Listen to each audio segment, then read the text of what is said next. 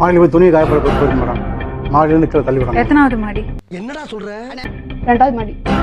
யாரு தள்ளி விட்டாங்க? மாமியார் தள்ளி விடாங்க மேடம். உளுத்து போன கட்டன்னு கூட பாக்காம உன்னை ஊர் ஃபுல்லா வச்சுன்னு சுத்தினாம் பாரு. அவனை உரு தெரியாம ஆக்கிறேன் தாத்தா. கீழ வீடு இருக்கு, இவங்க மேல இருக்காங்க. எதுக்கு தள்ளி விட்டாங்க? இப்ப செத்து ஒளிஞ்சு போ.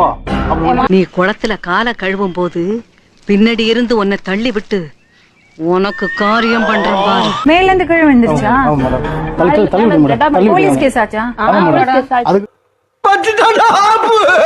அதான் கீழே விழுந்துருச்சு. ரூல்ஸ் மெண்டல் தவறு கீழே விழுந்துருச்சு அப்படின்னு எங்களுக்கு போன் பண்றாங்க மேடம். அவங்க 2 பேர் அப்படியே சுக்கு சுக்கா நொறுங்க போறீங்க. இருக்காங்க மாமியார் தள்ளி விட்டுருக்காங்கன்னா நீங்க அந்த வீட்டுக்கு ஒரு ஜென்மத்துக்கு அனுப்ப மாட்டீங்க.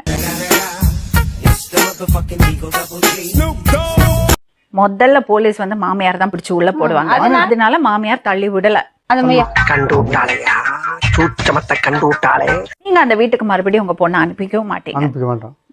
ஏன் போய் சொல்றீங்க? அப்புறம் வந்து இப்ப நான் என்ன உங்கள்ட்ட சொல்றது? நீ உண்மையை சொல்லணும். நீ போய் சொல்றேன்னு எனக்கு நல்லா தெரியும். என்ன நடந்தது அது சொன்னாதான் நான் பேச முடியும். யாரா இருந்தாலும் தைரியமா சொல்ல பாருங்க.